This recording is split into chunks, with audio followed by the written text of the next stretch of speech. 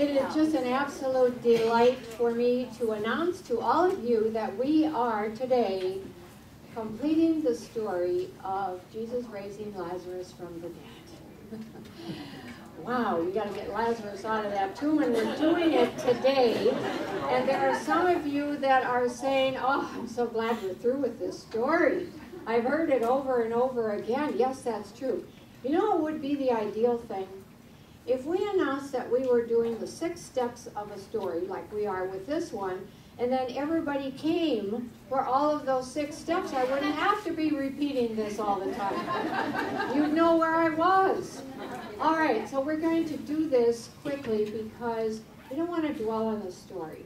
It doesn't make any difference what you think of that story anyway. Embedded in it, there are 6 beautiful steps that can help us overcome the difficulties of life. And so we call this the Lazarus Blueprint. The Jephalas wrote this book, and what wisdom is in it. It's totally amazing. And so they're saying that just put aside the story if you can't handle it. And most of us can't. This is not a physical story. This is a spiritual story. Let's look at it that way, and that's where the beauty and the richness of it comes.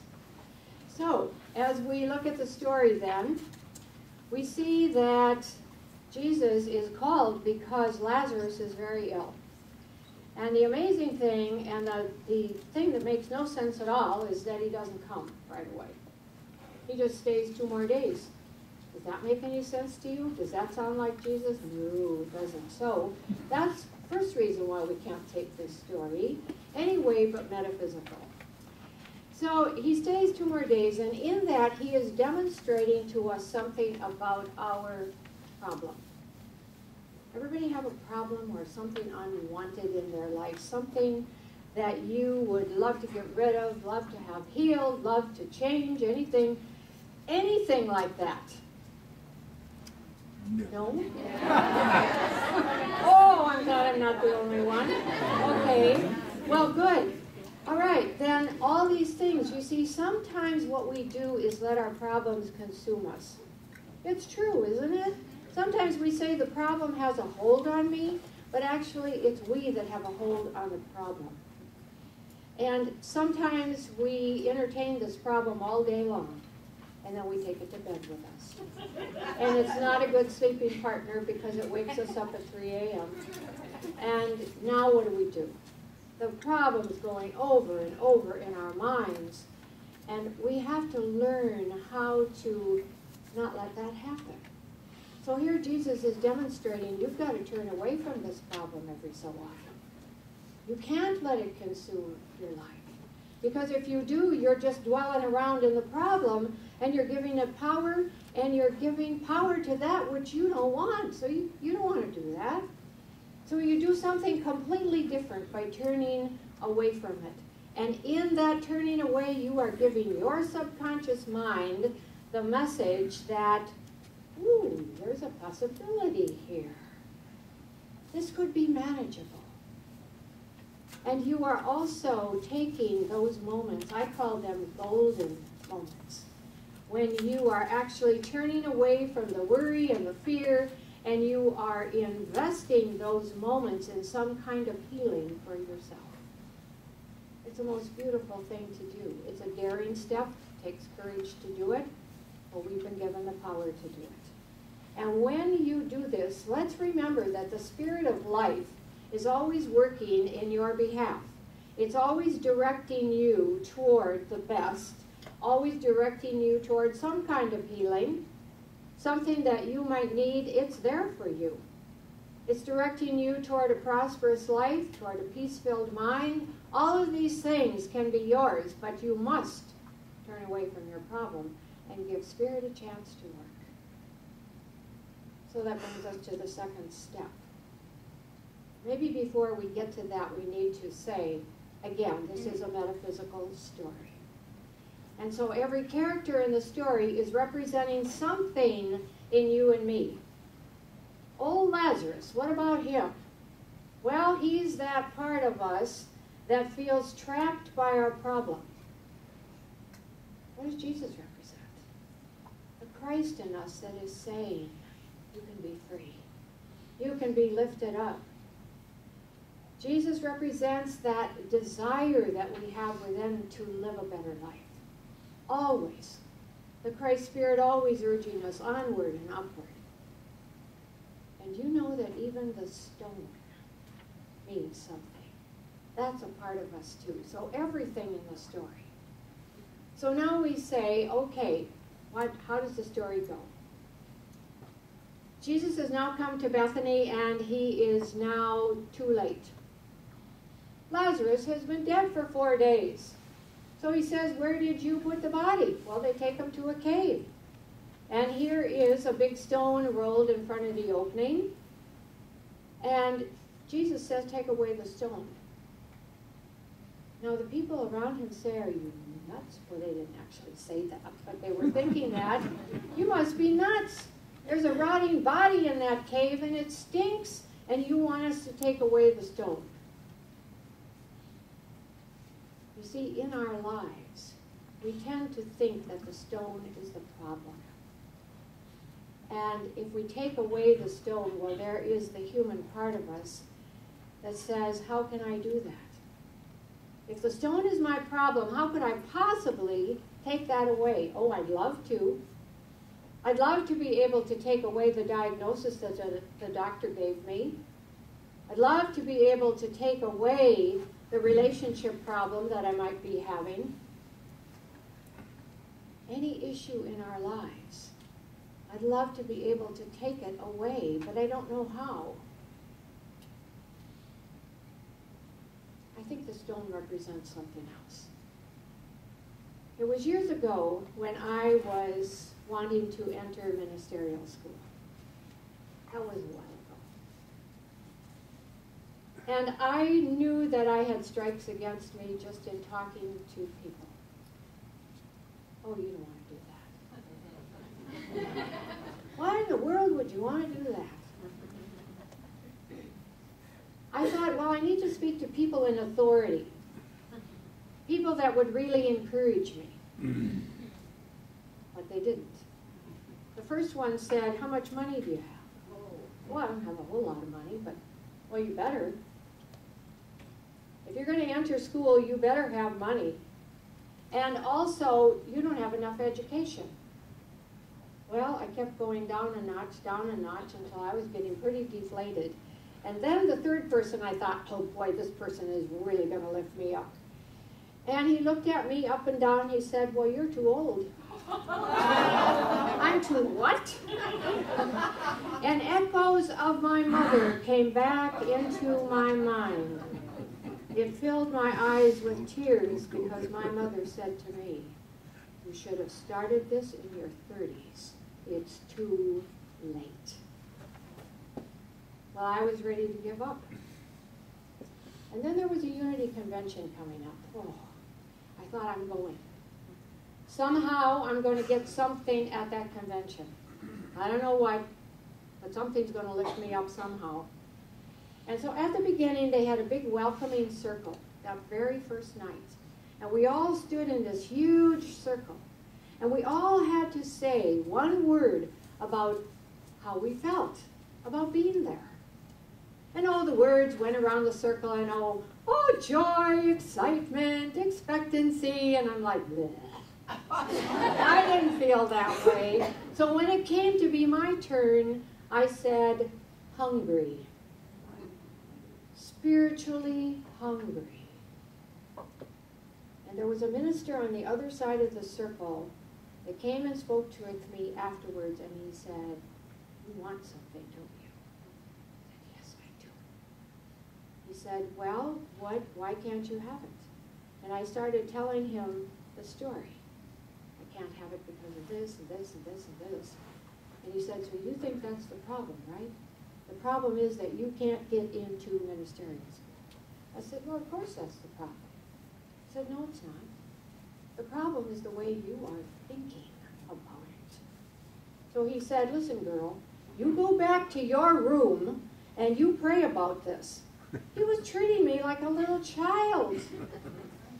He said, you go back to your room, you pray about this, and you change your attitude. I went back to my room in tears. But I changed my attitude. I thanked that man the next day, just profusely thanked him. Because it's...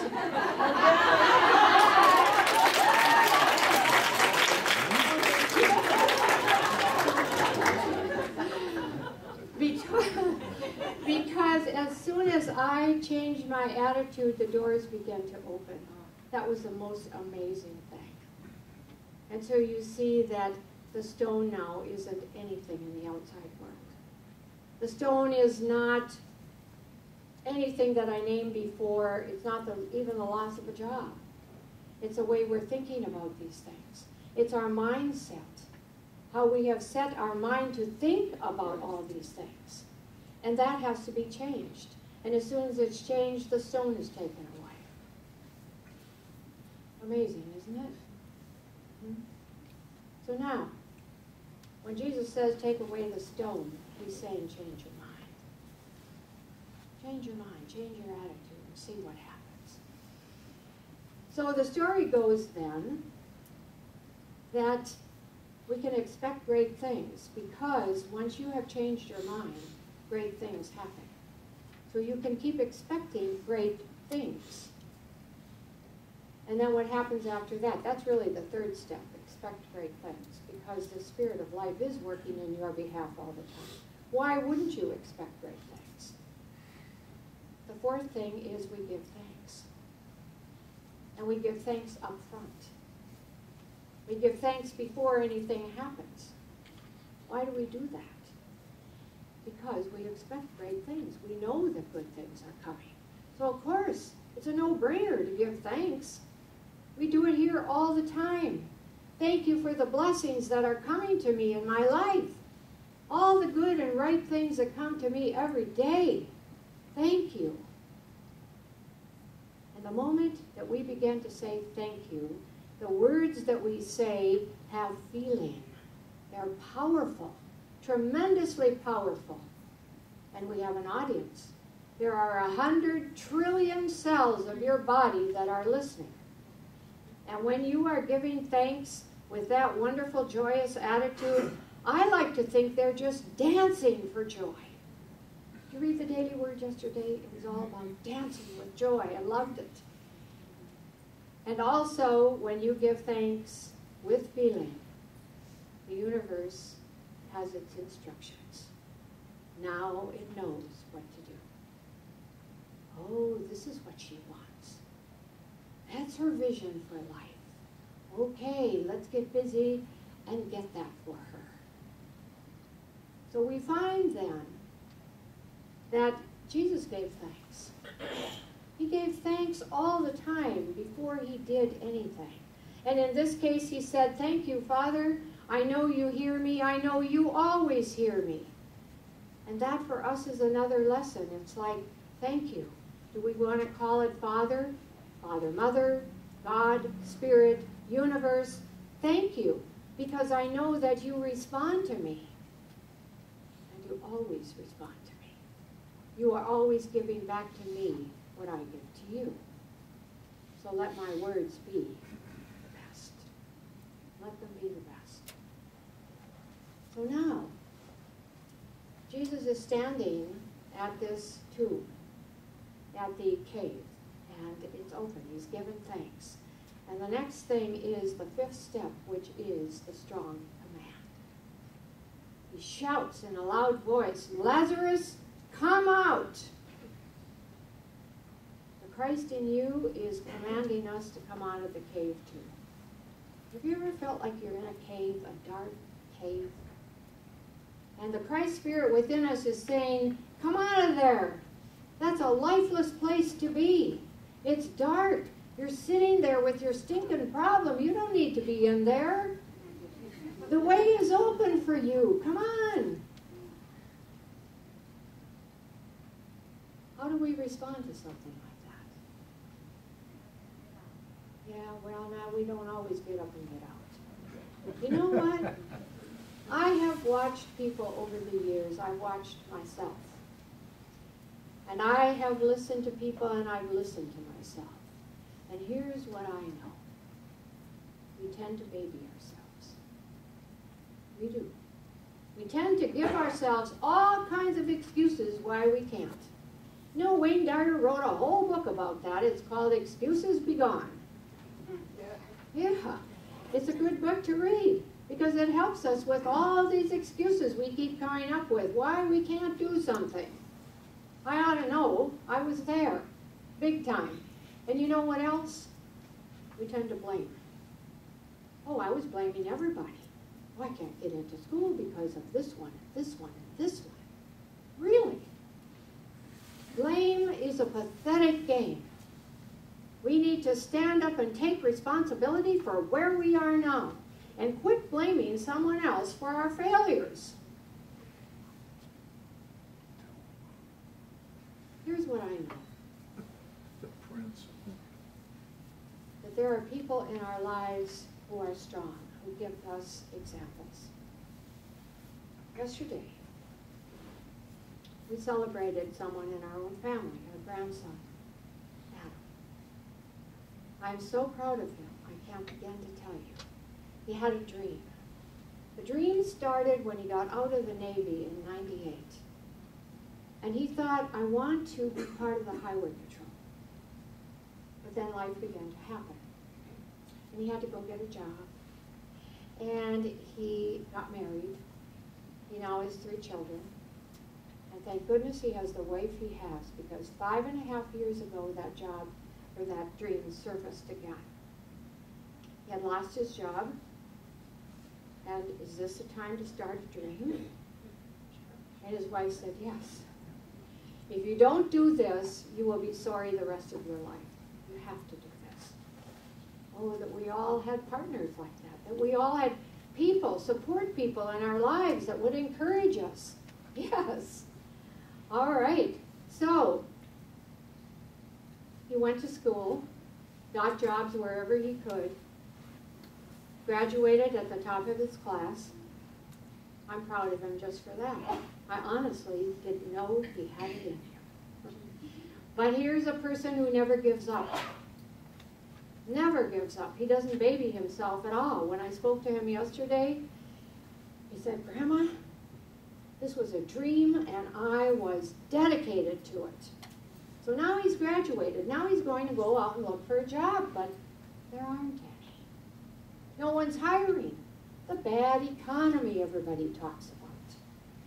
And so he said, I must have sent out 20, 30 applications. I mean, I lost track after a while. And when I went to the mailbox and I saw this really thin envelope, I knew it was a no. But he said it didn't stop me.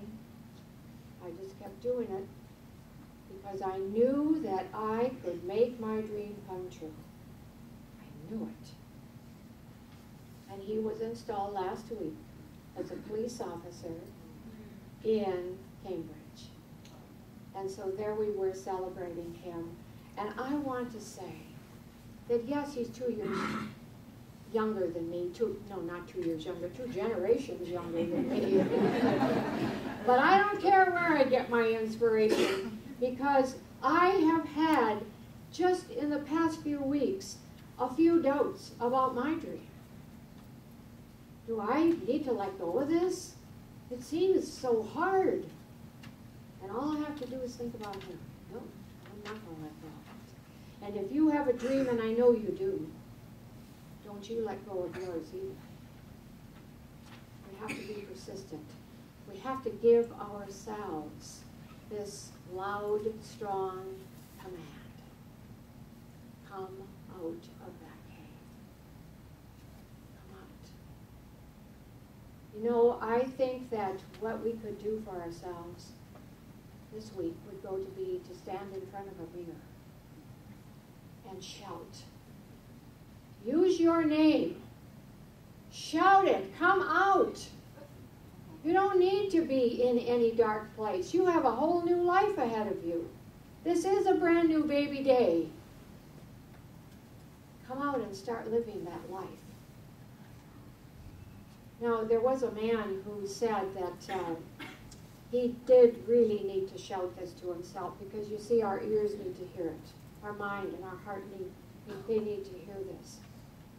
And he said that he was so downtrodden with his problem, his son had committed suicide, he didn't know how he could ever be happy again.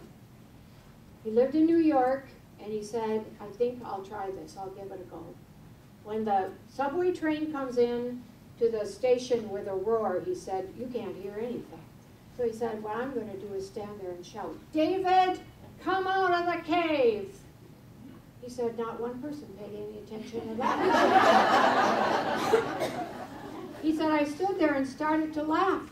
But he said, this is New York. They don't pay attention to anything. He said, I did it every day until I finally, my heart, my mind, got the message and I could come out of the cave. Okay, so now, Lazarus, the Bible says that the dead man came walking out of the cave. Is that the way to say it? Wouldn't it have been more accurate to say the man who was dead came out of the cave? But no, it says the dead man. And so Lazarus comes out, the Bible says, and he's all bound, hands and feet, his head all still wrapped in those burial cloths, bound so he can barely walk. He's as good as dead, because he really can't do much with all that binding around him. He's not fully alive. Not fully. How bound are you and me? How do we bind ourselves with the claws of the past? And we let that dictate how we're going to live today. Think about it for a moment. Things that you did in the past, that had a great influence on you, and you probably dragged it into this day. I have. I know you have too. And so the sixth step here that we're talking about is drop that old role that you've been playing. You cannot get to your new life until you have dropped that. So first you have to work on yourself. Think about all the words that you use in your life. Are they indicative of where they are now, this new you? What do we say here? What do we say? What are you? I am... Oh, come on. Okay, shout it out. That's what we are, the light of the world. And when I go out in the morning, out my front door, it's my responsibility to let my light shine. Yours too. Yours too. And so here we have then our new life awaiting us. I need to tell you one little more story. Remember the days of the Avon lady? You had one, I had one. Oh, I had the sweetest one. She was just so sweet. And one day she came and she said, I'm going to drop 100 pounds. I said, well, Bev, I'm on your side. She said, yep, I'm dedicated, I'm going to do it. So every time she came, she was a few pounds lighter. And finally she reached her goal. It was amazing. I saw this woman standing in front of me, and she looked absolutely wonderful. The only problem was she had all these baggy clothes on. I said, Bev, you've got to go shopping. And she said, I've tried. And when I go in the store, I look in the mirror, and I see a fat lady. That's all I see. So she said, I've tried to go over to the part of the store where they have the smaller clothes, and I can't do it. I keep walking back over to the other way, to where the big clothes are. That woman could not change her self-image. You see, if we're going to live a new life, that's the first thing we have to do. Change our self-image. Tell ourselves positive things about this new life. I wish I knew then what I know now. I could have helped her more, I think. She gained back all the weight and more. Yeah. And it hurt me. It really hurt me in my heart to see that happen.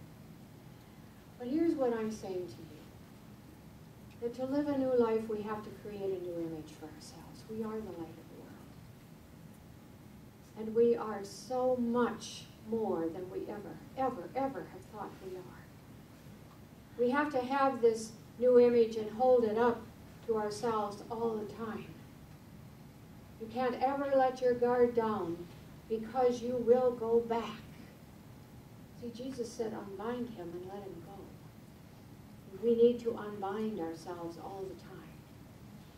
And if we don't, we'll go right back into that dark cave. That's not where we need to be. We need to be out in the light. What do we say here? For someone who can't hold the faith for themselves, there are 100 souls who can hold that for you in faith and love. Look around this room. Here's your support system. You know, we also have to say, look at the crowd around you in your life, the people you hang out with. Maybe they're not good for you. If you're going to have a new image and a new life, you might have to let go of some of those people. But here's your support system. Right here. You can't get any better than this.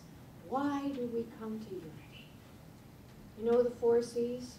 We come to connect with God. We come to connect with each other. We come to change our attitude, and we come to celebrate. That's what we're here to do. And so now we've got all 6 steps. You have them. Turn away from the problem. Let Spirit work in your life. And the second one was take away the stone. Change your attitude about whatever is in front of you this day.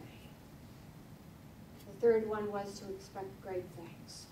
Spirit working on your behalf in every day. The fourth is to give thanks for all the good things that are coming into your life. And the fifth one is a strong command. Get out of that cave. And the sixth one is drop the old road, take on your new life. It's a brand new baby day. Let's take it on. Namaste.